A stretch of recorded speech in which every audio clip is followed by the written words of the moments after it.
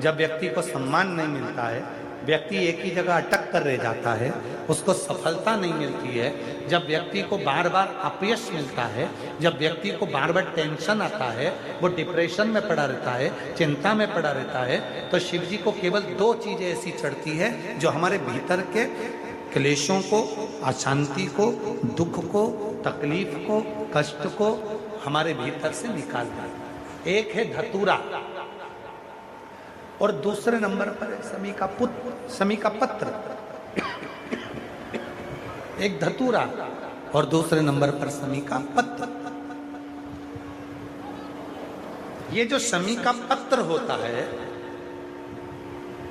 समी का जो पत्ता होता है, इस पत्र में इतनी प्रबलता होती है समी के अंदर कि जैसे कहते हैं समी की जो लकड़ी होती है, अगर वो आगी में डाली जाती है तो वो समी की लकड़ी आगी में लंबे समय तक चलती है, उसकी आग बुझती नहीं है।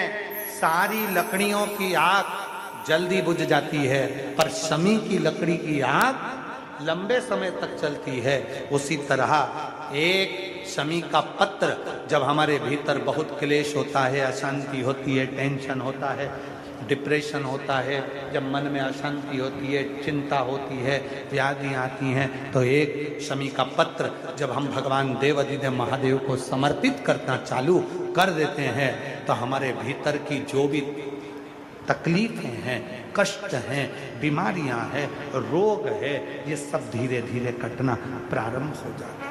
एक शमी के पत्र में वो बल होता है, एक धतूरे में वो बल होता है, एक धतूरे में और शमी के पत्र में वो प्रबलता होता है।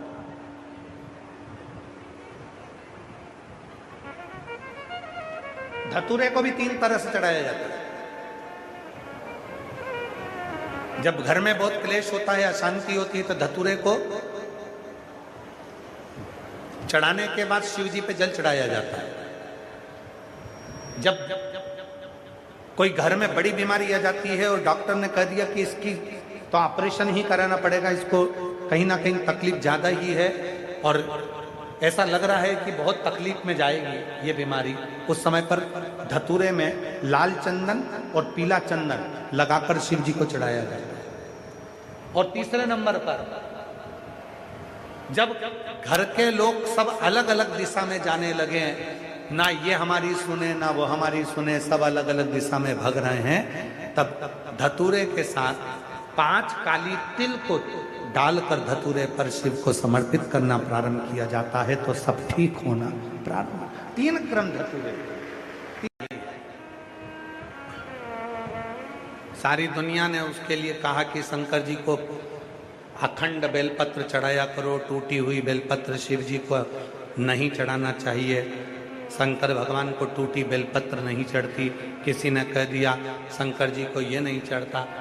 शिव को जिसने जान लिया कि शंकर हमारा बाप है, हमारा पिता है, जैसे घर के बच्चे अपने पिता के मुख में छोटा सा भी दाना देते हैं तो पिता संतुष्ट हो जाता है, उसी तरह बेलपत्र चाहे कैसा भी हो, वो बेलपत्र जब शिव को दिया जाता है तो वो पूर्ण ही माना जाता है, उसकी पूर्णता माना।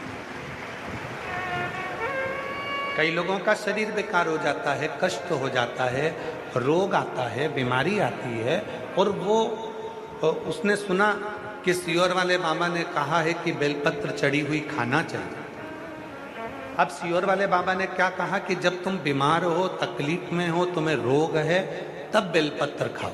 अब कई लोगों की तो आदत हो जाती है कि रोज रोज बेलपत्र खाने लगते हैं, रोज ही बेलपत्र खाने लगते हैं। नहीं, सियोर वाले बाबा ने कहा कि जब तुम्हारा स्वास्थ्य खराब है तब बेलपत्र शिव की चढ़ी हुई प्रसाद के रूप में शंकर जी के सामने से जब बेलपत्र चढ़ी हुई उठाओ तो उनसे कहो, बाबा आप महामृत्युंजय हो, आप मृत्यु को जीतने वाले हो, बाबा मुझे रोग हो गया है, उस रोग को मिटाने के लिए आप औषधि के रूप में ये बेलपत्र दे दीजिए और इस बेलपत्र को औषधि बना दीजिए। जब आप ऐसा कहकर भगवान शंकर को महामृत्युंजय के रूप में बोलकर उनसे औषधि मांग कर लाओगे, तब उस बेलपत्र को खाओगे तो बेलपत्र असर करती है। और एक बात और याद रखना, हम पूरी बेलपत्र को नहीं खा सकते। हो सकता है किसी किसी के मुंह में छार छार हो जाता है, किसी के मुख में कई बार छाले पड़ जाते हैं, किसी के मुंह में स्वाद आना बंद हो जाता है, किसी किसी के मुंह में कुछ खाते हो तो स्वाद नहीं आ पाता। तो जरूरी नहीं कि पूरी बेलपत्र खाओगे। बेलपत्र का एक पत्ते का भी छोटा सा अंश, जितना बड़ा तुम्हारे माथे पर बिंदी लगी होती है, उतनी बिंदी के बराबर भी अगर तुमने बेलपत्र को खाया है तो वो बेलपत्र भी उतना ही असर करेगा जितनी पूरी बेलपत्र।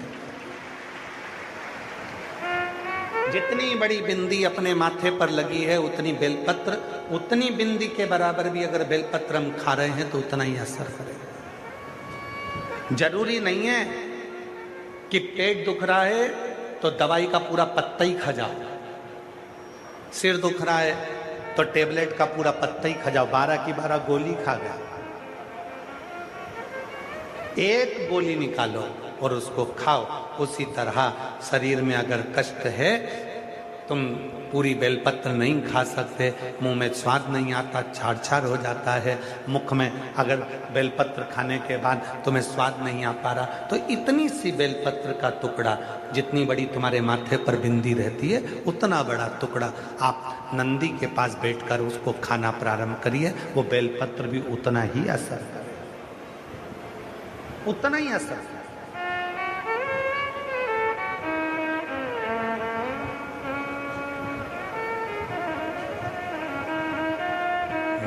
मैंने तेरे ही भरोसे बाबा, तेरे ही भरोसे हवा बिच उड़ती जावागे बाबा। तो थपथपाकर उसका कंडा बना लेना। और कई लोग, गाय ने गोबर करा और वो गोबर वहीं पड़ा पड़ा सूख गया, वो अलोना कंडा हो गया, अलोनी गोबरी हो गई, सूखा गोबर। गुरुजी निकल के जा रहे थे, वो सूखी हुई जो गोबरी थी, गाय ने जो गोबर करा था, वो वहीं पर पड़ा पड़ा ठंड सूख गया। वहीं से गुरुजी निकल कर जा रहे थे, उनके मन में आया गोबरी पड़ी है, ले चलता हूँ, यज्ञ में डालूंगा, तैयार कर लूंगा और हवन हो जाएगा। पर गुरुजी ने सोचा कि अब मैं बहुत दूर तक चलूंगा, कहाँ लेकर जाऊं, रहने क्या करना ले जाकर। अब गुरुजी निकल गए, पीछे से एक कोई भाई आ रहा था, उस भाई ने उसको उठाना चाहा तो उस गोबरी में से आवाज आई कि तुम मुझे लेकर मत जाओ, लेकर जाए तो कोई शंकर का भक्त मुझे लेकर जाए। गोबरी ने जैसे कहा, उस कंडे ने जैसे कहा, वो गाय के सूखे हुए गोबर ने जैसे कहा, तो किसान भाई ने पूछा, भाई तू मेरे साथ क्यों नहीं चलना चाहता, तू मेरे साथ किस लिए नहीं चलना चाहता। तो वो सूखा हुआ जो गोबर था, जो गोबरी थी, वो गोबरी बोली, भाई तू मेरे को लेकर जाएगा, घर में ले जाकर जलाएगा, मेरे जलने से तू सब्जी पकाएगा, बाद में मेरी राख को ले जाकर बर्तन मांजेगा और फेंक आएगा, और अगर कोई शिव का भक्त मुझे लेकर जाएगा तो यज्ञ की अग्नि में मुझे डाल देगा। जब वो यज्ञ की अग्नि ठंडी हो जाएगी तो उसमें से भस्म निकलेगी, तो वो भस्म महादेव को चढ़ा देगा। बस इसीलिए मैं तेरे साथ नहीं, इसलिए मैं तेरे साथ नहीं जाना चाहता।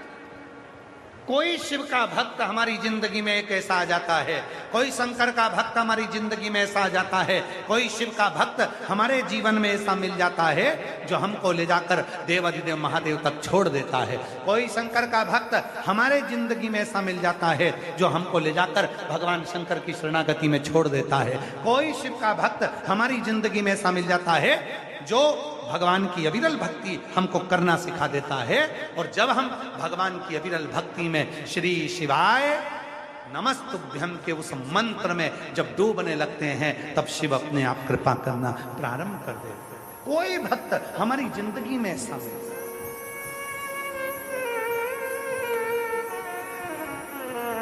अभी हमारे शैलेंद्र जी एक लाइन गा रहे थे भजन की कि कलयुग में शिव युग आया है और गुरुदेव ये तुम्हारा रचाया है। पर हम उनसे कहेंगे कि उसको गुरुदेव ने नहीं रचाया है। आपको भी शर्म आती है अपने मेहमानों को इस तरीके? एक बात,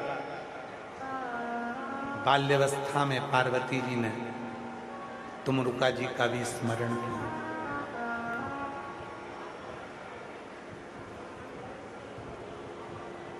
जब मन भटकता है तो तुमरुकेश्वर महादेव का नाम एक ऐसा नाम है जो मन को केंद्रित करता है। पार्वती जी को जब एक बार लगा कि मैं इतना तप साधना कर रही हूं उसके बाद भी देवाधिदेव महादेव प्रसन्न नहीं हो रहा है, तब तुमरुका जी का स्मरण, शिव की भक्ति को दृढ़ करा और ऐसी भक्ति दृढ़ी करी, बाबा की कृपा से पार्वती जी को शिव का दर्शन हो गया और पार्वती जी भगवान शंकर की अर्धांगिनी। शिव गौरी शंकर, भगवान शंकर गौरी शंकर के रूप में विराजित। आगे वर्णन आया, मां जगत जननी जगदम्बा अम्बा पार्वती माता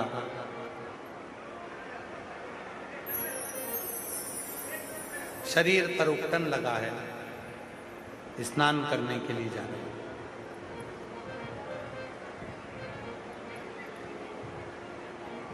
उपटन का पुतला बनाया गया, पार्वती जी ने उसमें प्राण दे दिए।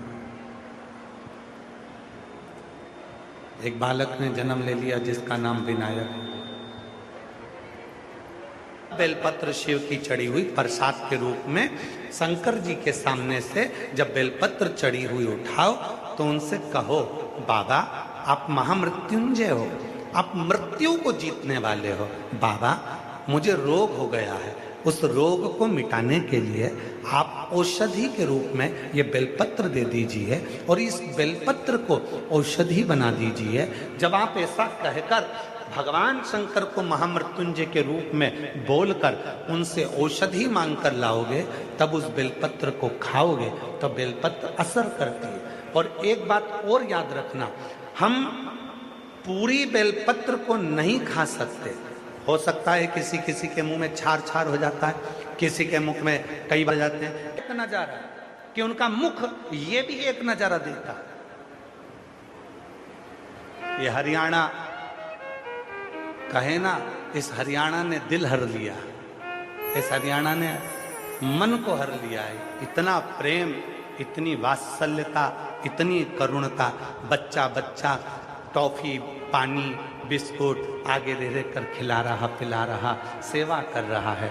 मैं नमन करता हूँ जीजियों आपके पर स्वभाव को, और मंडी के रहने वाले सभी घरोंडा वासियों को मैं दंडवत प्रणाम करता हूँ।